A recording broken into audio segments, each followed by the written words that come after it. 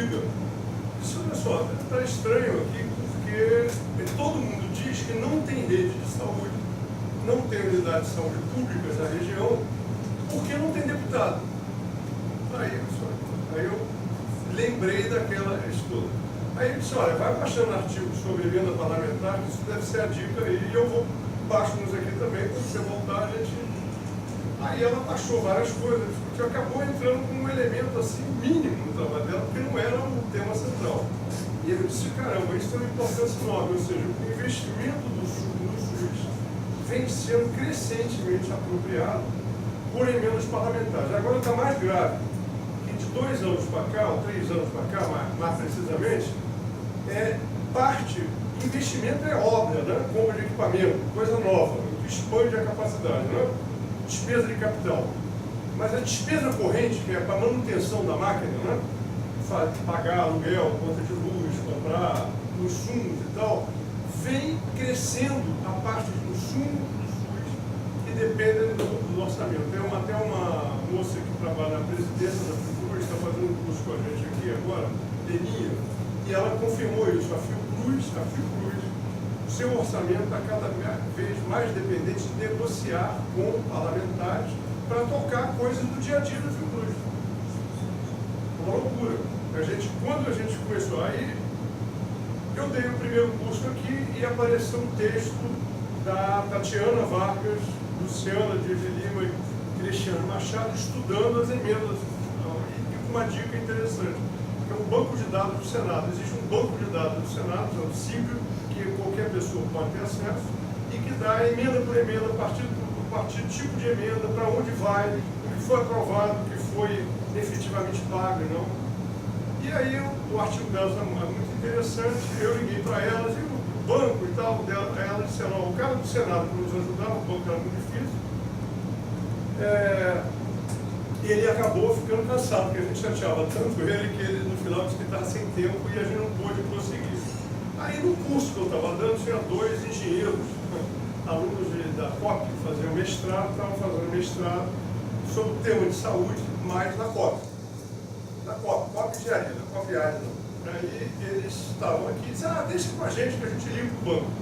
Aí baixamos o banco na época e eles limparam, encontraram as inconsistências e montaram uma regrazinha lá, metodológica para a gente verificar a inconsistência do banco. A partir de agora, a gente tem mais facilidade, tem usado o banco, eu já orientei 2 dissertações usando esse banco do Senado.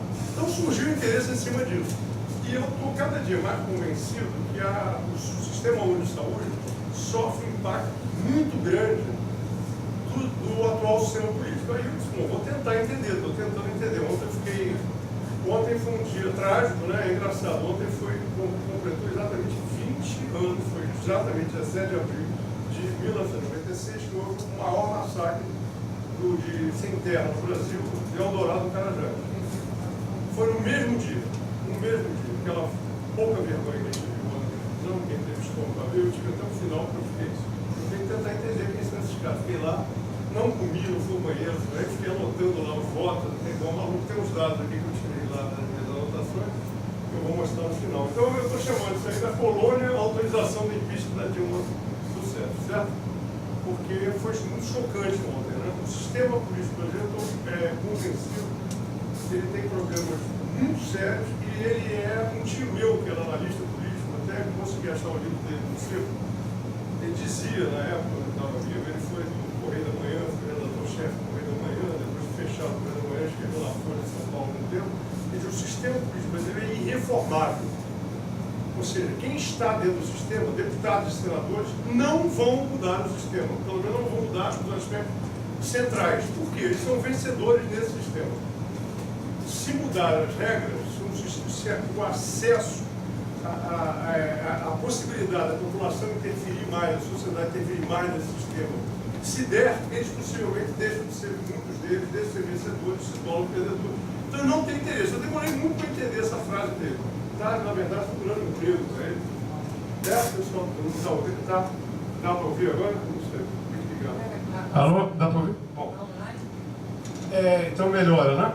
Então, esse é o fruto disso aí. E ontem nós tivemos esse espetáculo, foi até uma coincidência, né? que quando foi marcado, não sei se o Eliseu já estava tão antenado assim, que a ideia de discutir isso hoje é exatamente quantas horas nós estamos aqui? Poucas horas, 14 horas do encerramento daquela sessão. Eu me lembro que eu desliguei o computador 23h52, eu estava acompanhando pelo computador uma parte da tela na imagem, né? Uma parte da tela nas minhas planilhas lá para anotar. Chocante ontem, né? Eu acho que foi para quem viu aquilo, eu acho que foi muito importante, porque a gente viu aquelas vísceras expostas, né, do sistema político. Né? A gente viu lá, todo cara que começava a falar na Bíblia, em Deus, família, você já sabia o voto, não precisava nem, né, ouvir toda... Além disso, propriedade privada, produção rural, vocês viram quanta gente? Associação de produção, propriedade da terra. O machismo brutal, as mulheres que iam falar a favor eram tidas como musas, né? Eles assoviavam, né? Tratavam como, né? Minha gatinha, quase, né? Tratavam de uma forma, não é? Minha linda, minha coisa. As outras, eles vaiavam, né? Criavam um clima pesado para elas poderem falar. Um negócio assim horroroso, né? Foi realmente um espetáculo deprimente. Eu acho que ele foi pedagógico, né? Extremamente pedagógico o que aconteceu ontem, né? Eu sou do SEBS, né? A gente teve uma reunião da direção nacional há uma semana. Minha avaliação era pessimista já, eu achava que ia passar. Os caras iam ganhar. E fui repreendido por eles. Eu estou fazendo análise, não estou torcendo. Eu acho que a correlação de força está para lá. E o Saraiva Felipe, que votou, né, a favor do impeachment ontem, foi diretor do SEBS, é um cara histórico da saúde, né, porque ele foi secretário de Montes Claros, num momento importante, né, num projeto anterior ao SUS, né, que está contado numa série de teses, dissertações, livros, tem um monte de estudos sobre a experiência de Montes Claros, né, votou a favor, e o SEBS estava empenhado. Isso não vai mudar o voto do Saraiva Felipe. E as pessoas ficaram com raiva de mim, não vai. Ver o posicionamento do Saraiva Felipe nisso. É uma coisa de classe, gente. Eu acredito nisso, eu acredito em luta de classe. Então, o Saraiva Felipe está do outro lado, gente. Não adianta, que não vai trazer o Saraiva Felipe. É ilusão. E o Saraiva Felipe foi lá ontem, confirmou com convicção, ele não teve envergonha. Que alguns votaram pelo impeachment, feito Java Vasconcelos, falando mal do Cunha, se lembra? Tentando ainda manter uma aparência. O outro não, foi escrachado. O Saraiva Felipe foi um dos escrachados.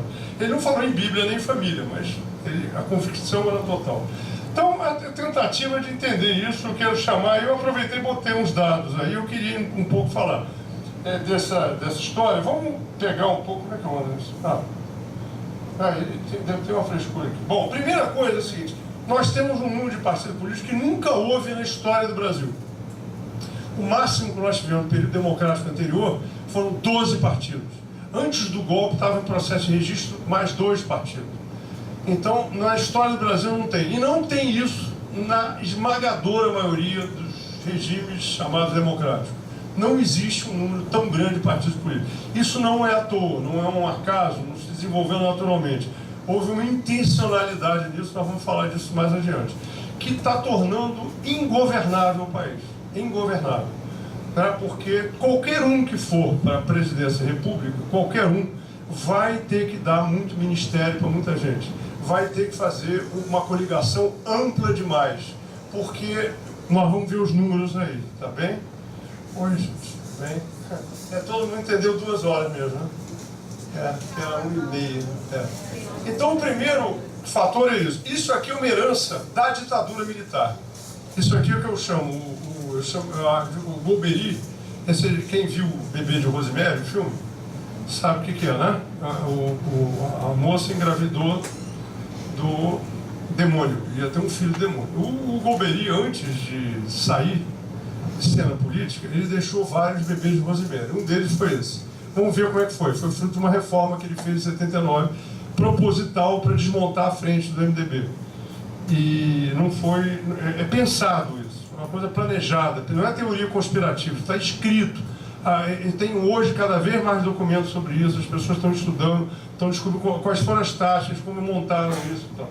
Então não é a teoria conspirativa da história. Segunda coisa que é muito importante entender, eu vou mostrar alguns números, que também é do Golbery. O sistema brasileiro, ele é distorcido, a representação. Ele favorece as regiões mais atrasadas do Brasil. Quanto menor o colégio eleitoral, ou seja, quanto menos eleitores tiver, e quanto mais distante dos grandes centros e mais, portanto, mais dominado pelas oligarquias tradicionais, maior a representação desses colégios eleitorais.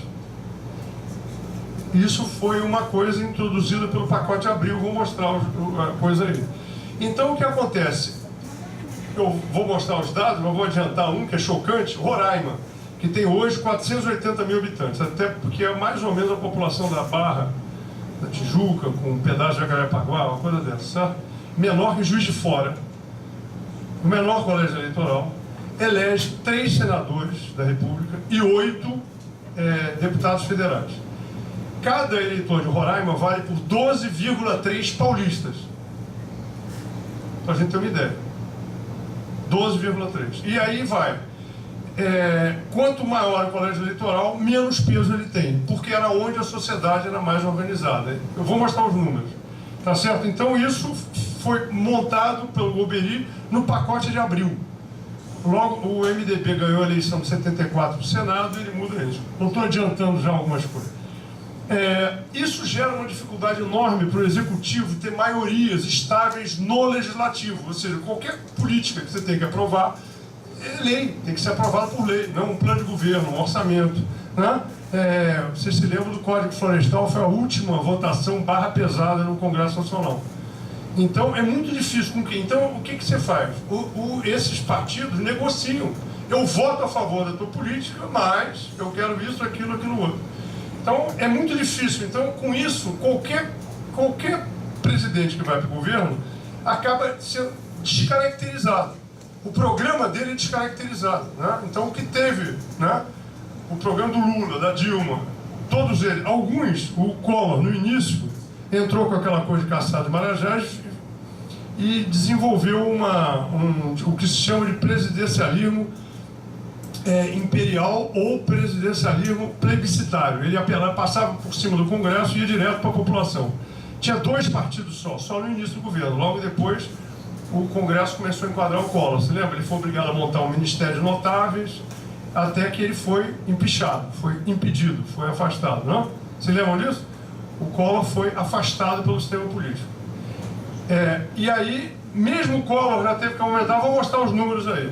Fernando Henrique, que entrou incensado pelo Plano Real, né, com prestígio enorme, né, o mago que acabou com a inflação, começa com poucos partidos, depois vai aumentando. E isso ocorreu com Lula e Dilma. Então não é uma escolha, isso é uma imposição. Todo e qualquer governo brasileiro vem sendo obrigado a governar com um monte de gente que pensa completamente diferente dele.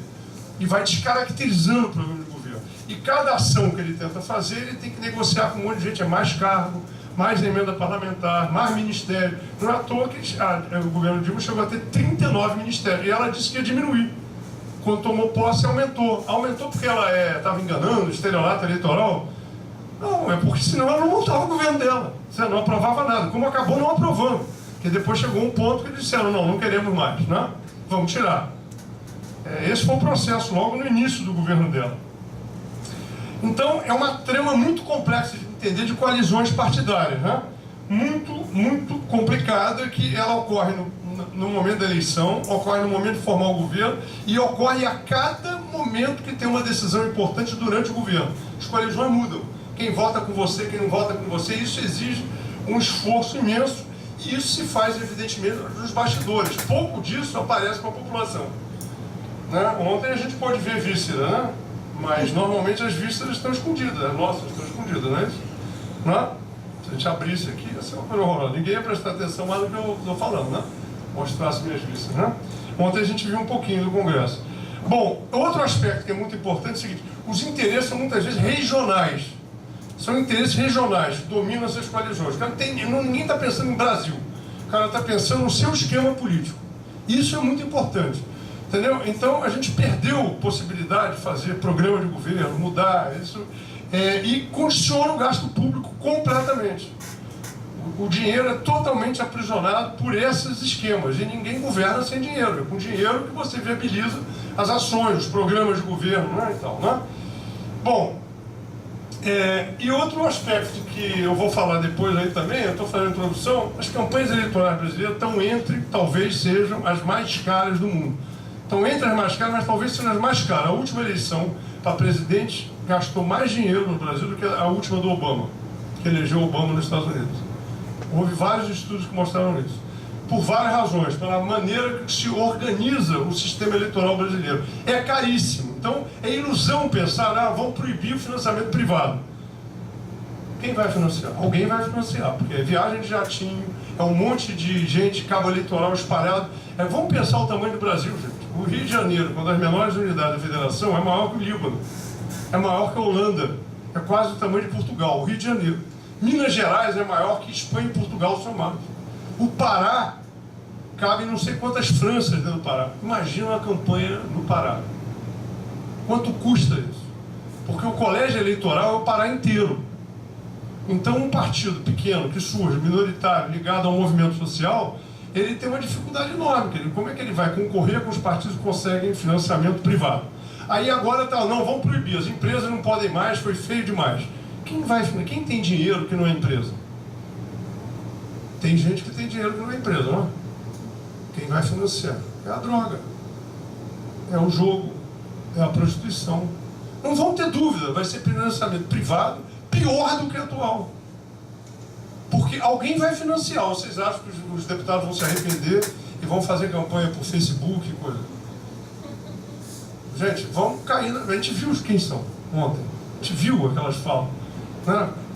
Vários deles, a hipocrisia, a cara, a expressão dos caras. Então, esse é um problema muito sério que tem que ser enfrentado na reforma política. Se a gente não mexer nisso, tem um tabu na esquerda que não pode ter voto distrital, nem misto. Certo? Agora, o Partido Verde na Espanha, na Alemanha, cresceu porque fazia campanha de bicicleta, voto distrital. Panfleto que você roda ali no, entendeu? Tira xerox ali no IMS, corre para a rua, distribui aqui em Vila Isabel, entendeu? O Partido Verde hoje é uma força importante, mudou muita coisa na Alemanha. Então, quando a gente fica nessa coisa do tabu, de que não pode, é complicado. Em geral, é a esquerda que tem, né? E se a gente for olhar a experiência dos países socialistas, eles tinham voto digital, engraçado, né? Cuba tem até hoje. Inclusive, os candidatos são escolhidos no distrito. Antes, a lista é feita na população. Mas a gente aqui não pode. E isso gera o fenômeno do presidencialismo de coalizão, que é um termo que o Sérgio Abrantes, aliás, ele publicou um artigo, eu descobri ontem, saiu agora, sobre a crise atual. Eu posso mandar quem quiser, um artigo muito interessante. Ele que cunhou esse coisa, que ele mostra que tem coalizão no mundo inteiro. Ninguém governa em nenhum lugar do mundo sem fazer coalizão. Só que ninguém governa com coalizões tão amplas quanto no Brasil. E isso não é escolha dos governantes. Isso é uma imposição do sistema político. E vai tornando ingovernável, por várias razões. Então vamos entrar na coisa. Como é que surgiu isso aí? Eu acho que isso tem a ver com a história lá de trás e foi reforçado recentemente. Foi reforçado em todos os períodos da nossa história, na verdade. Isso começa lá na colônia. Parece esquisito falar isso, mas começa na colônia. Como é que era o poder político na colônia? Na colônia brasileira, a primeira forma de representação política foram as câmaras municipais, que é o modelo português. Então, as câmaras municipais nas cidades, que ficavam locais, quem for ali, a Mariana ali, vai ver a Câmara, o prédio da Câmara, embaixo fica a cadeia. Tem vários lugares no Brasil, Alcântara, eu dava aula agora de município, eu tirei muitas fotos dessas para ilustrar. É interessante esse negócio, porque tinha um padrão, né? Pombalino lá da Câmara, com a cadeia embaixo. Quem eram os vereadores? Não tinha prefeito, não tinha poder executivo. Com parlamentarismo. Escolhia um deles para ser o... Quem era só podia ser candidato, só podia ser vereador, quem era homem bom. Homem bom mesmo. A gente viu um show de machismo ontem, mas naquela época nós sabemos que não existia voto de mulher, né? Nem candidata a mulher, imagina. Ousadia, né? Naquela época era muito pior que hoje, né? Se hoje é forte, imagina naquela época. Então eram os homens bons. Quem eram os homens bons? Os homens bons eram os homens ricos. Quem era rico no Brasil, na colônia? Os fazendeiros, os grandes fazendeiros. Então, tem vários estudos sobre isso, Vitor Nunes Leal, Raimundo Fauro, que mostram que o sistema político brasileiro se constrói a partir dessa tradição da oligarquia rural, que domina e passa a usar a máquina pública em seu benefício. Então eu pego o dinheiro público, que é imposto da população, para fazer estrada que beneficia a minha fazenda, para eu poder levar a minha produção melhor, certo? Então é o fenômeno do patrimonialismo. Hoje o 17 Souza está criticando, dizendo que leram mal Weber, mas o trabalho do Raimundo Fauro é um clássico para a gente entender o Brasil, dos donos do poder, é fundamental. Então, assim, os homens bons controlavam o Brasil. Essa é a origem do sistema, um sistema baseado na fazenda. Nós vimos ontem quantos daqueles caras falavam, depois de Deus, família, em propriedade privada e produção rural, enchiam a boca para falar em produção rural. Aí, alguns, que não eram poucos, né, metiam um pau em Bolsa Família, metiam um pau na esquerda, em Cuba, Venezuela, né, os comunistas querem transformar o Brasil, né? Mas a propriedade privada e a produção rural estavam no discurso de muitos deles. Não é à toa, né? Então, nasce lá. Essa é a origem remota dele. Não mudou profundamente até hoje, porque em todas as épocas históricas houve um reforço disso. Como é que foi? Ele foi fortalecido o Império da Primeira República, vamos ver isso. E a ditadura, mais adiante, e aí é importante, eu acho que conhecer o Golbery do Couto Silva é importante, porque ele possivelmente conhecia mais Brasil do que a maior parte da esquerda. Ele fez as reformas se baseando em quê? Nessa conformação política, nessa tradição política brasileira, para reforçar essa tradição. Porque quem apoiava a ditadura militar era essa tradição. Então ele, conhecedor dessa tradição, disse: o que eu posso fazer? Que reformas políticas eu posso introduzir pela força, que foi pela força. Fecharam o Congresso Nacional, fizeram os chamados pacote de abril, depois o pacote lá dos partidos de 79, e deu a atual feição. Mas a atual feição ele não inventou do nada. Ele olhou para a realidade brasileira, para a história, e disse: ó, como é que eu reforço o que tem de mais atrasado no Brasil? Foi isso que ele fez. Muito bem, então ele promoveu, eu vou mostrar isso, ele mudou o número de senadores. Tem uma esperança agora, ele não vai passar no Senado. Não se iludam, o Senado é mais conservador que a Câmara. Vamos ver por quê. O Senado, tradicionalmente, é mais conservador que a Câmara. Certo? Não é uma torcida isso. Isso é uma constatação da tradição das votações. E determinou um máximo e um mínimo de deputados por estado do Brasil. Com isso, ele condicionou, entendeu? Fez com que os grandes centros tenham uma representação pequena. Vamos ver os números disso. Os pequenos centros têm uma representação exagerada. Então, a máxima da democracia burguesa, que é antigamente era um homem um voto, na época do movimento cartista inglês, né? É uma pessoa um voto agora, né? Para ser, né? Correto, né? Politicamente correto, uma pessoa um voto. Essa máxima não vale no Brasil. Vale na maior parte das democracias do mundo. Aqui não vale, porque ele alterou isso ao definir um máximo e um mínimo, que foi mantido. Vamos ver por quê. E uma permissividade enorme na legislação partidária, que também foi intencional, que eu comecei falando sobre isso. Então, essas são as heranças. Lá atrás, eu não vou perder tempo, as câmaras eu já falei delas, né? Eram os grandes proprietários rurais. No Império, isso é reforçado. Como? Vamos imaginar como é que lá o Pedro II, né, que passou para a história como Papai Noel, aquele senhor bondoso, que estudava biologia e tal, né? E que teve um período de governo, o Império Brasileiro, foi um período de expansão semelhante ao americano, de extrema violência, né? Vamos lembrar de Guerra do Paraguai, né? Nós tomamos o Amapá pela força, o Acre, todo o oeste do sul do Brasil. Então, o Papai Noel era meio bravo, né? Esmagou a Revolução Farroupilha, isso o regente na época, né? Ele tinha uma centralização, mas qual centralização? Imagina, não tinha nem telegrama tinha naquela época, né? Não tinha telégrafo, não tinha estrada de rodagem, pouquíssimo estrada de ferro, um país do tamanho do continente. Como é que o cara aqui do Rio de Janeiro ou de Petrópolis, que quando estava quente demais ele subia a serra, ele mandava lá no Maranhão, lá no Acre, vamos imaginar isso. Como é que ele fazia isso? Então teve que criar uma relação de fidelidade entre o centro e a periferia.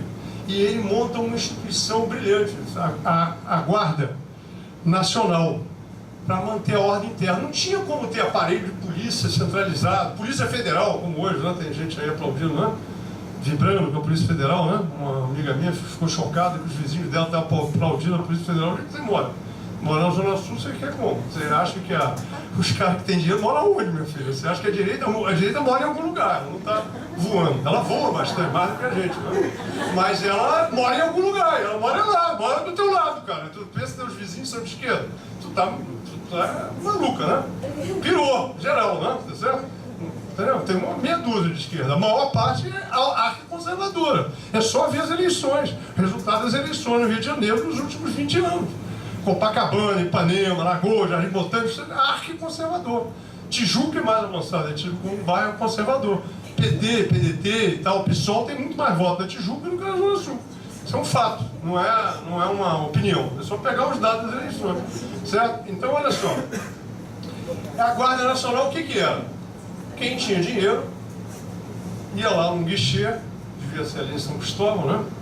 E comprava, eu quero ser coronel da Guarda. É tanto. Olhava a tabela, Maranhão é mais barato que São Paulo, então, bom, dava lá o título da Guarda. O cara voltava com uma autoridade pública e ele podia montar uma tropa que ele financiava, uma tropa de jagunços. Ele contratava os caras para trabalhar com ele, certo? É a minha guarda pessoal. E aí, bom, simples, né? O que ele fazia lá? Algum deles era democrático? Talvez tivesse um ou dois, né? Certo? Era pau nos inimigos e essa era a lei. É só ler as coisas daquela época. Então a Guarda Nacional foi um instrumento de reforço do poder dessa turma. Aí muda, né? De homens bons viram coronéis da Guarda. O coronelismo nasce disso aí. Era um coronel, tinha uma patente de coronel. E com essa patente ele podia fazer contratar um monte de gente e tal. Bom, o presidente de província, hoje o governador, era o elo entre o poder central e os coronéis da Guarda Nacional. Quem mandava era ele reproduzia aquilo. E era a chamada política dos governadores, né?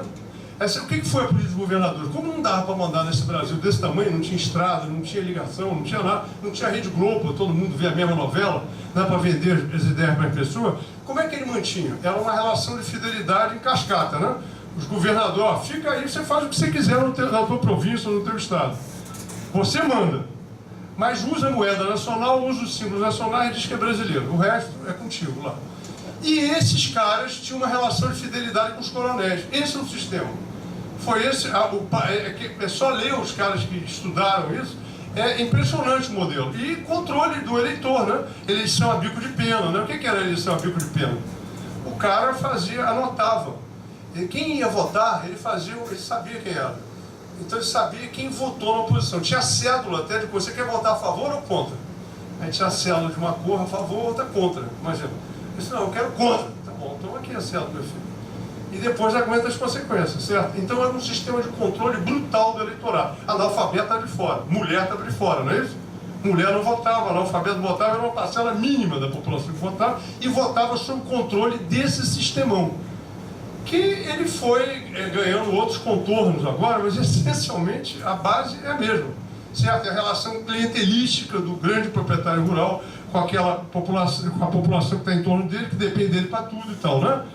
Bom, grande autonomia nas regiões, né? Bom, é a política do Campos Salles, política do governador, já falei desse troço todo. Isso deu a base do municipalismo brasileiro. O poder local do Brasil, que inclusive na construção do SUS, na reforma sanitária, virou um aliado nosso, né? Eu tenho uma certa culpa disso, que eu era do IBAN, né? E o IBAN, a gente montou lá um negócio, criou um núcleo de saúde lá em 79, no IBAN, né? A Roseni lembra disso, né? A Roseni esteve lá também no núcleo de saúde do IBAN. A gente fez um seminário enorme e tal, vieram os próximos da República e tal, os líderes da reforma sanitária, até o Fernando Henrique foi naquele negócio, e estavam os líderes da reforma sanitária, Davi Capistrano Filho, o Ezio Cordeiro ajudou a montar, o Ezio Cordeiro teve um papel decisivo naquilo. A gente adotou o municipalismo sem perceber que o nível de poder mais conservador do Brasil, ligado a essas raízes, é o poder municipal. E a gente aqui mora no Rio de Janeiro, 6 milhões de habitantes, a gente pode falar mal do prefeito, né? Mas vai andando para trás. A Daniela, que eu comecei a falar do trabalho dela, a cidade dela é Rio do Prado, eu fui lá uma vez, 4 mil pessoas. Aí montaram um sindicato dos trabalhadores da prefeitura. Durou 2 anos. Ele mandou a vice-presidente trabalhar na Sibéria local lá, ela tinha filhos pequenos, foi trabalhar na unidade de saúde mais distante, ela era da saúde, foi a unidade mais distante do município, levava 3 horas andando estrada de terra para chegar, e o marido passou a ser perseguido, perdeu todos os cargos, então inviabilizou a vida dos caras, eles eram um casal. Acabou o sindicato, certo? Então você vai, quanto 90%, 95% do município brasileiro, 95% tem menos de 50 mil pessoas. Município com menos de 20 mil, o prédio da UERJ, quando está cheio, agora nós estamos em greve. Às vezes tem uma população maior do que 70% dos municípios brasileiros. Então é uma máquina gigantesca de poder mantida, enraizada, baseada em quê? Cidade muito pequena, o que é isso, gente? É núcleo urbano, uma cidade de 4 mil, 5 mil, 10 mil, olha o comércio que tem lá. Eles vendem para quem? Vendem para a fazenda. Na verdade, a administração urbana é um apoio para a atividade rural. Não tem vida urbana como nós fazemos aqui. Se tiver, agora saiu de moda, né, locadora de vídeo, mas quando tinha era uma, né? Quando tinha, certo? Porque não tinha nem mercado para isso.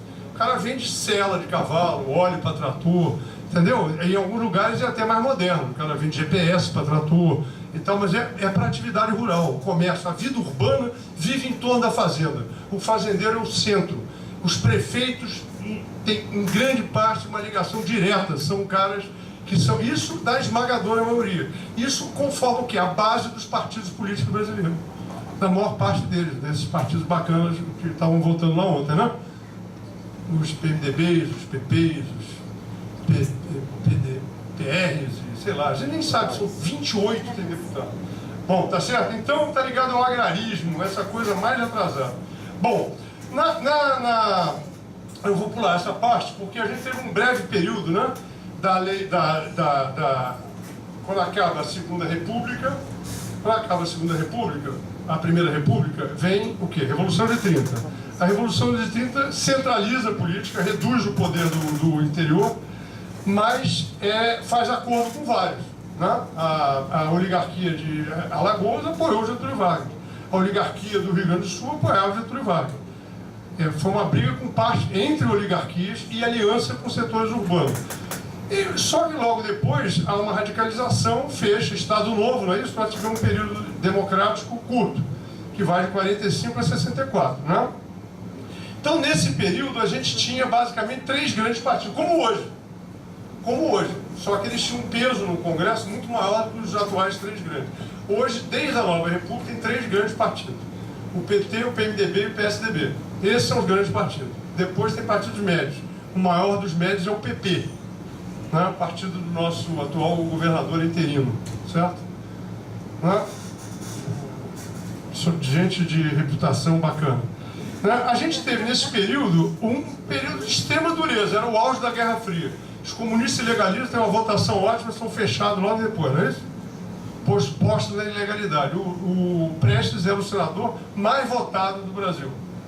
Foi cassado o mandato, tudo isso. Esse era o regime. A gente tinha o PSD, que era uma espécie de PMDB, aliás, vários caras estão lá, né?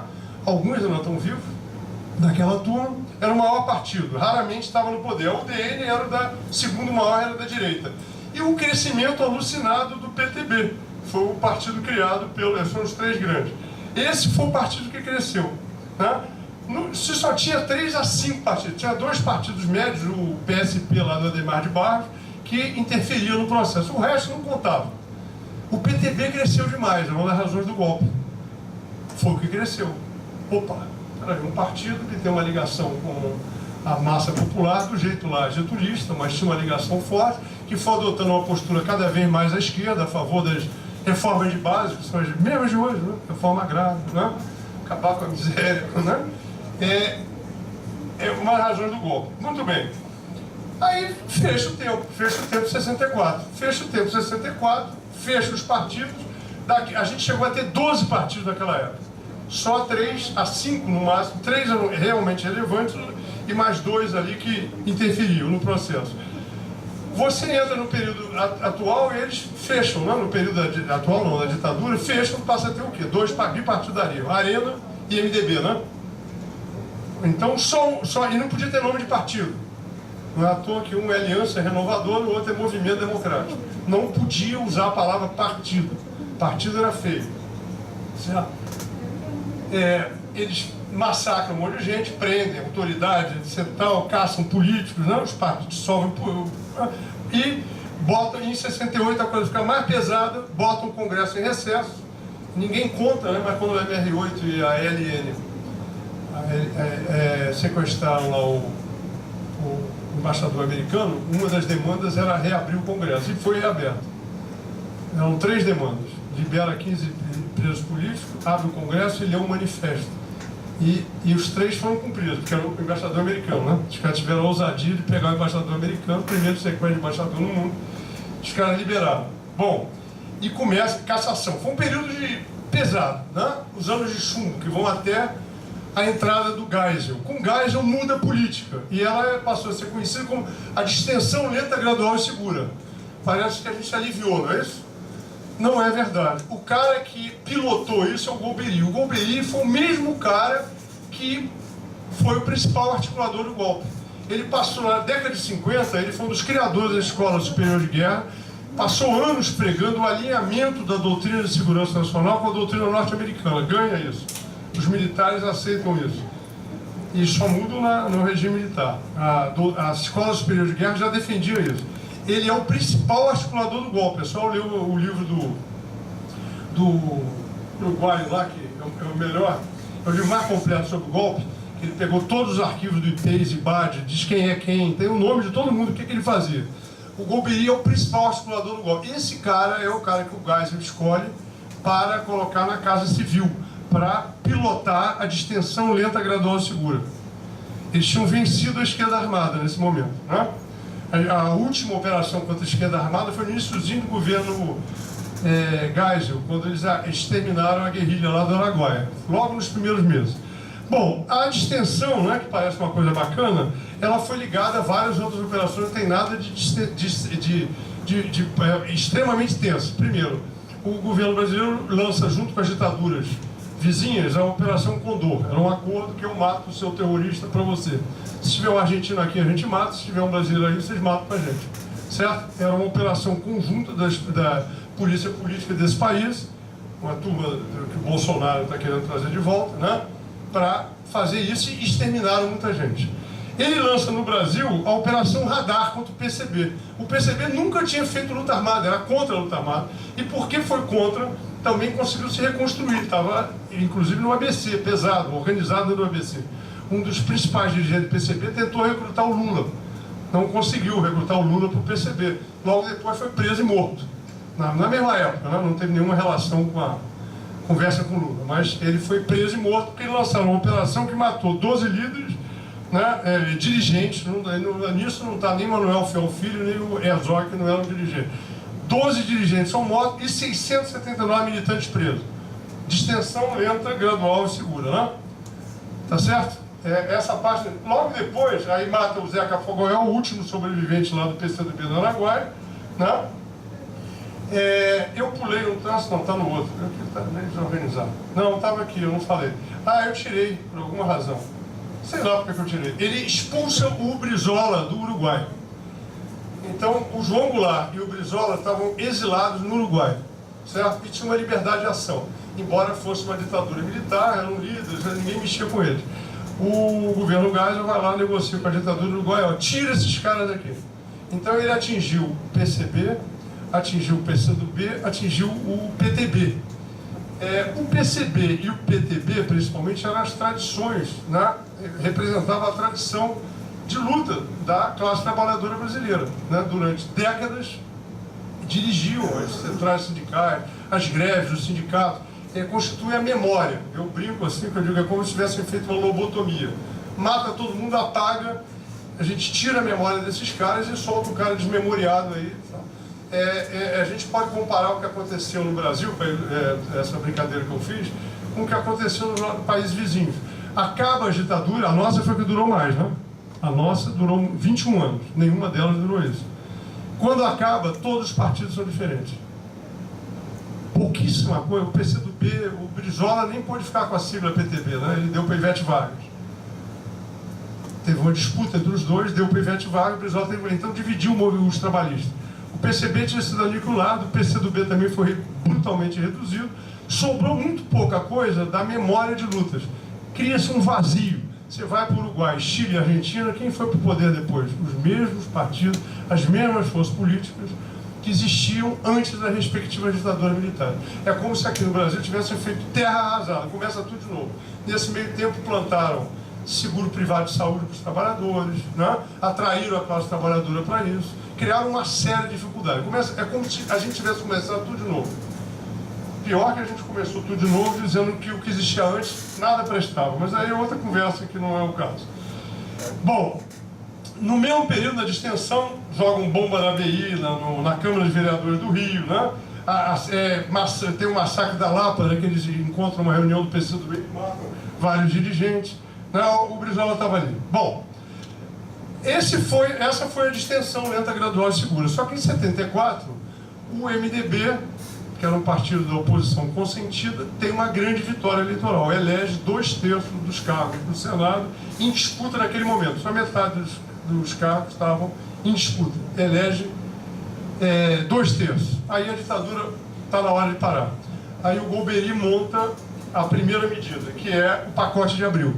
Eles fecham o Congresso por 15 dias e editam vários decretos-leis que somados formam o chamado pacote de abril, que tem essas medidas aí. O que importa mais são as 3 de cima, que conformaram o sistema político atual. A primeira delas é o seguinte: eles criam 3 novos estados de antigos territórios. Um deles é Roraima. Roraima, Rondônia e Amapá. Eu até trabalhei 2 anos na criação em Rondônia.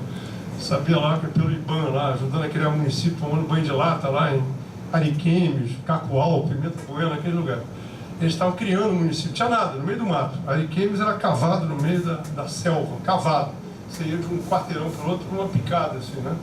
E aí eles estavam criando esses estados. Por que criar os estados? Porque esses estados giravam em torno do funcionalismo público federal. Tudo que existia lá era ação do governo federal, porque não tinha vida própria. Rondônia hoje tem vida própria, os outros têm uma vida própria bem menor. Eu trabalhei em Roraima uma época. Roraima começa a funcionar 10 dias por semana. Tirando o botequim, supermercado, farmácia, comércio de roupa, de móvel, de eletrodoméstico, não funciona porque todos que compravam eram funcionários públicos. Então eles só funcionavam 10 dias perto do momento que o pessoal recebia salário. Podiam pescar os donos da loja. Né? Você imagina, na época eu estive lá, tinha 150 mil habitantes, era um estado, elegia 3 senadores. Então a primeira medida, cria os 3. Por quê? Porque são áreas novas que eu vou botar vou botar senadores por 3 estados, vou aumentar a representação da ditadura no Congresso. Vou ampliar a representação dos estados menos populosos. Como? Defino o mínimo. Roraima elege 8 caras, aí o governador não elege ninguém, tem a mesma população, certo? Juiz de Fora não elege senador da República, é muito maior que Roraima. Muito bem, Juiz de Fora, aqui perto, né? E aumentou o número de senadores de 2 para 3 e cria os senadores biônicos, são indicados, foram eleitos indiretamente no primeiro mandato. Então, com isso, quando você aumenta, tinha umas 2 jogadas aí. Primeiro, que ele eliminou a influência do MDB, né? Os senadores biônicos, claro que a esmagadora maioria eram ligados à ditadura. Então ele já tinha 1/3, mais o outro terço velho, que era 1/3 conservador, 2/3 e 1/3 que o MDB tinha maioria. Com isso, eles controlam o Senado. Mas ao aumentarem para 3, a gente tem que levar em consideração o seguinte: o Brasil são 27 unidades federadas, não é isso? 27, contando o Distrito Federal, né? Que é uma mistura de Estado com município. As duas ficam ao mesmo tempo. Né? São 27. Ora, você tem alguns grandes colégios eleitorais, onde a população é mais organizada, onde você tem a sociedade, né? tem mais sindicato, tem mais independência, né? Onde toda vez que você tem uma mudança, o PT era forte, cresceu forte principalmente onde? São Paulo, não é isso? ABC. Né? Depois o PT conseguiu uma penetração grande em outras áreas.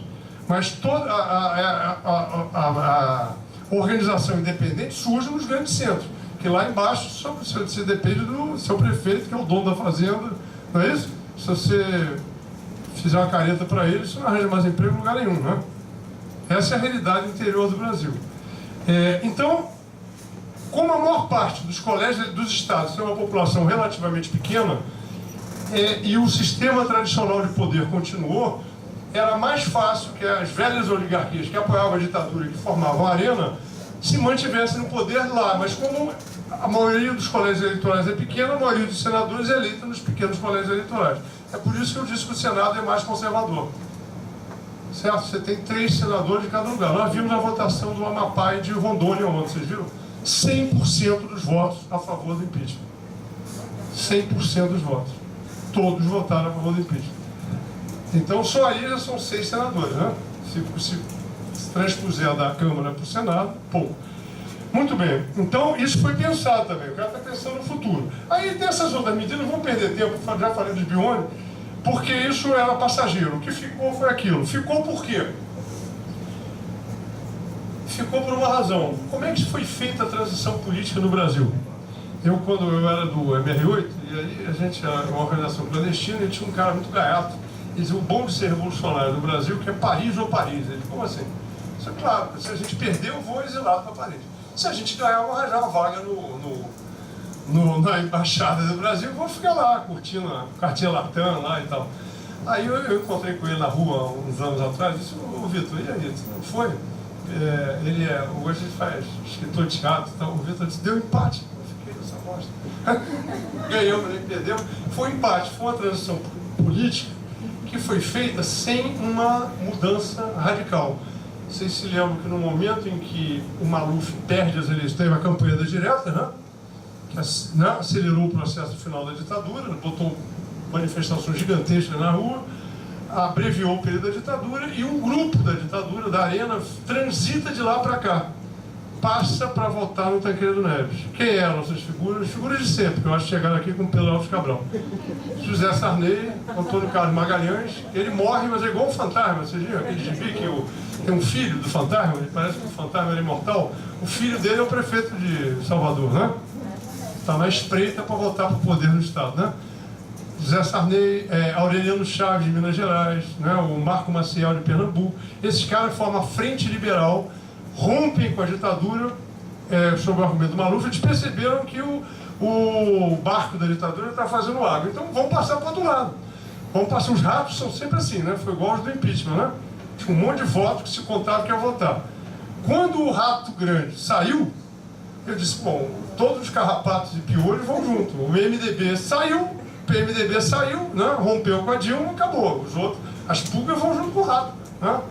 Pulgas e carrapatos vão comprar o rato, não vão ficar com a Dilma.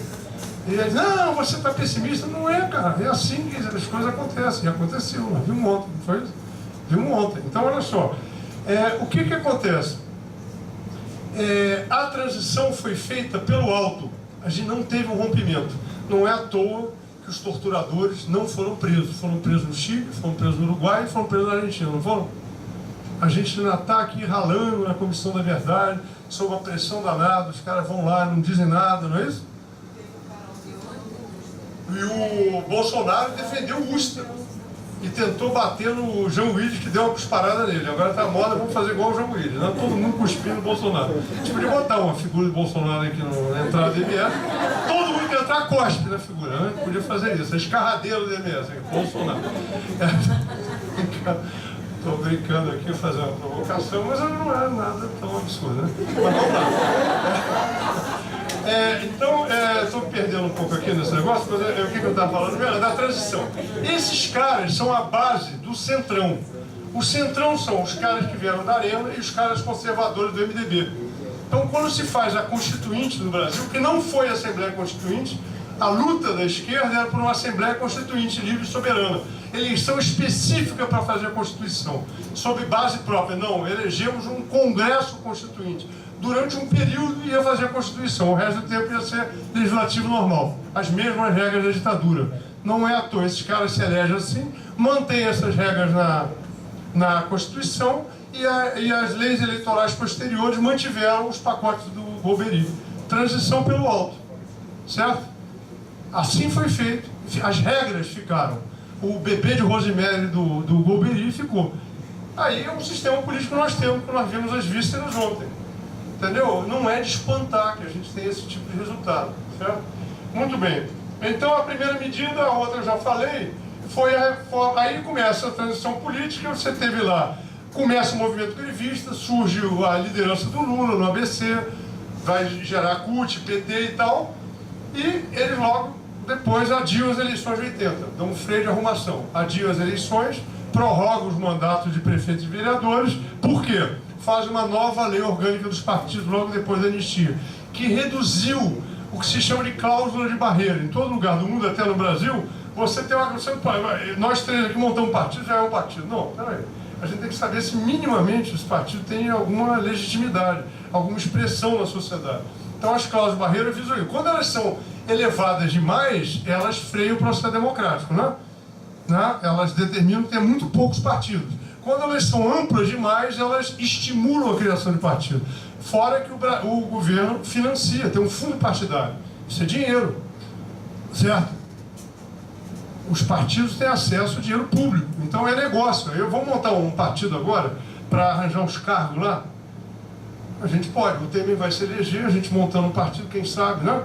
Não dá mais tempo que não tem eleição no meio do caminho, né? Eu acho que não vai durar muito também. Mas é assim que funciona. Os caras vão montando partido para fazer negócio, né? Bom, então eu já falei da transição, já adiantei essa coisa toda. A dívida, não vou falar da dívida não, vamos embora. Do ajuste Figueiredo, tudo isso é da transição. Já falei, os características centrais eu falei. Então, o que acontece?